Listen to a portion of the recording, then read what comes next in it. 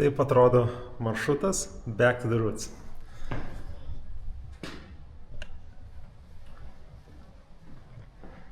Penkiolika metrų. Maršruto iš viso 1050 km.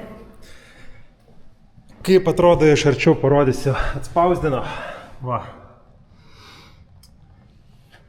Tai kaip matot, maršrutas eina sujungimo taškai. Čia yra oro linija mėlyna ir sujungimo taškuose yra maršrutas ištiesintas, kad būtų galima padaryti roadbooką. Sekanti naujiena, pavyko gauti roadbooką. Mechaninis roadbookas, sukasi su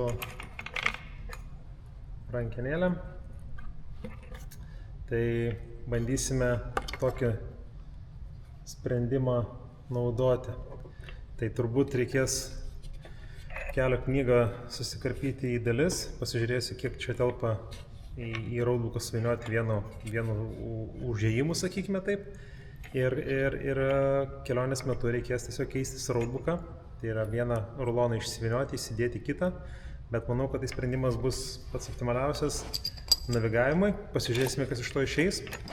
Laikiklis irgi buvo prie BMW vairo, tai gaunasi, dedasi daiktas čia ir kabinasi ant vairo. Tai pasižiūrėsime, ar viskas susimontuos. Reikia pasimatuoti dabar, ar telpa pats roadbookas į kelio knygą. Pavyko dalį maršrutų sudėti. Aš manau, kad bus kokie 3 rulonai viso. Tai suklijavau kelias dalis, sudėjau. Problema yra viena, kad popierius yra kietas, žemėlapiams skirtas, lyginant su roadbooku jis yra storesnis. Ir jeigu tai būtų elektroninis roadbookas, tai net negalėčiau pasukti, nes sukasi labai kietai. Ir panašu, kad pradžioje reikės gerokai pasižaisti, nes jisai nepaima, sukasi atgal. Tai bus reikalų, žodžiu, čia. Nėra idealus sprendimas, bet turbūt vis tiek tai yra geriausia, ką galima šioje situacijoje išspausdinti. Tai va, tai toks update'as, kas liečia roadbooką. Sveiki, kągi, štai ir turime R12 GS, su kuriuo važiuosi į kelionę. Labai gražus motociklas ir pasiėmiau jį test drivinti, bet esminis dalykas tai yra, noriu pasimatuoti, kokias galimybės krauti bagažą, o galimybės yra ribotas su šito mocu. Kaip matote, čia yra turbūt kokių, nežinau, 18 litrų krepšiukas. Kitoje pusėje nieko nėra, bet tokio bagažo man neužteks visam kempingerui susidėti, todėl galvoju pasimti Krygą 40 litrų roll bagą, bet reikia sugalvoti sprendimą, kaip jį užsikabinti, nes kol kas variantų čia nėra daug. Tai mintis yra turbūt po balnu dėti diržiuką ir priekinius strepsus kabinti už sėdynės diržiuko, o gale turbūt diržą mesti per apačią ir kabinti čia, kad krepšys būtų tokiai padėty. Dabar problema kokia yra, kad šita dalis, įsivaizduot, kas čia liks po 5 dienų važiavimo. Tai turbūt reikės klijuoti duct tape'us, kad nepratrintų, visą galą čia apsiklijuoti. Ir problema gali būti stopas, nes krepšys uždengs stopą. Tai irgi nėra gerai. Vokietijai turbūt už tokius dalykus nebus labai patenkinti. Tai va, tai toks trumpas update dėl bagažo. Sveiki, tai tęsiam pasiruošimą toliau kelioniai Back to the Roots. Ir šį kartą pakalbėkime apie fotoaparatus. Kadangi kelionėje man reikia juostinį fotoaparatą, teko atlikti nemažus namų darbus, išsiaiškinant, ką rinktis ir dėl ko. Ir iš tikrųjų galima fotoaparatas rinktis nuo visiškai primityvių, netgi iš esmės vadinamų dėžučių, iki automatinių juostinių fotoaparatų arba iki polaroidinių, kurie automatiškai atspausdina nuotrauką. Ir teko prisirišti prie datos, kad būtų tai paprasčiau padaryti, ir pasirinkau vėlgi 1980 metus, tai yra kokie fotoaparatai tais metais ėjo ir buvo vieni geriausių rinkoje. Ir skelbimuose pavyko rasti štai tokį daiktą, Nikon FE 79 metų fotoaparatas.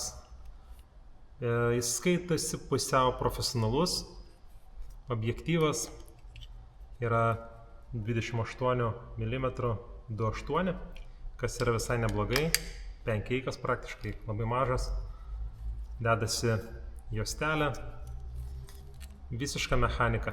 Apačioje yra du elementai, kurie dedasi ir matuoja šviesos srautą, tai yra galima nustatyti automatinį režimą būtent diafragmos prioritetui.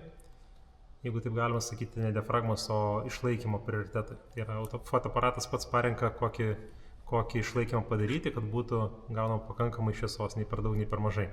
Bet tuo pačiu galima tą dalyką daryti ir rankiniu būdu, tai yra šviesos matuokliai yra integruota, ją galima naudoti netgi ir be elementų. Tai pirmas dalykas, čia yra pirmas fotoaparatas.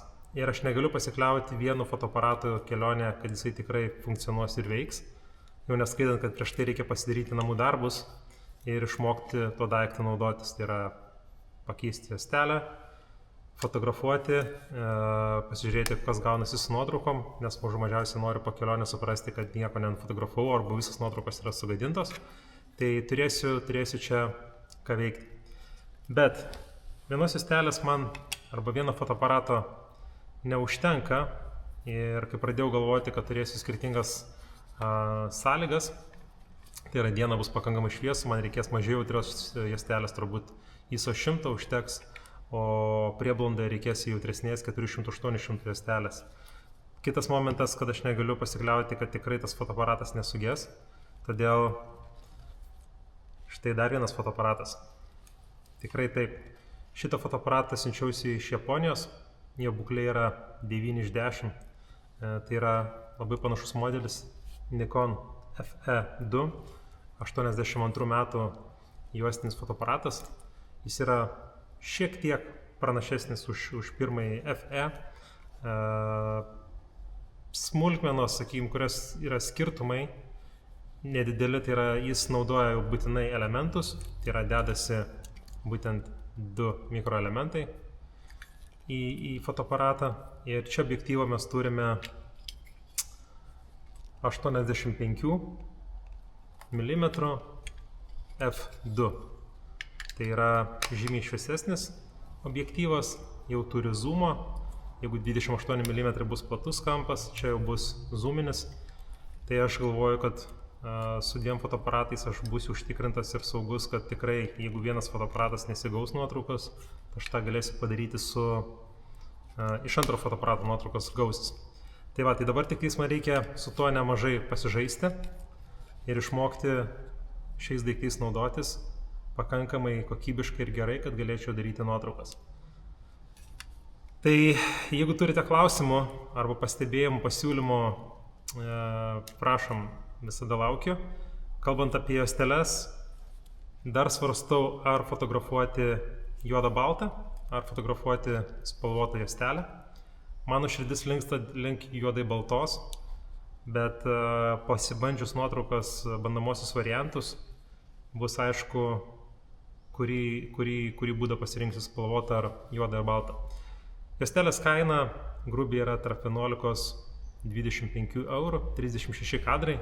Juostelės ryškinimas kainuoja berods 12–15 eurų ir gaunat kompiuterinės skaitmeninės nuotraukas, kurias atsiunčia jums elektroniniu paštu.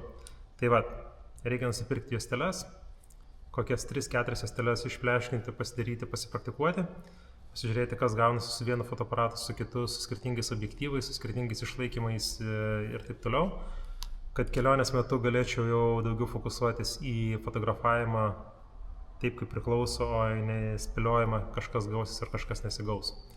Tiek šiam kartui, tai tikiuosi buvo šiek tiek off-topic, kas liečia motociklus, bet vis tiek tai yra dalis kelionės pasirašymo ir man tai yra labai svarbi dalis. Tai ačiū, kad sekat, iki sekančių kartų.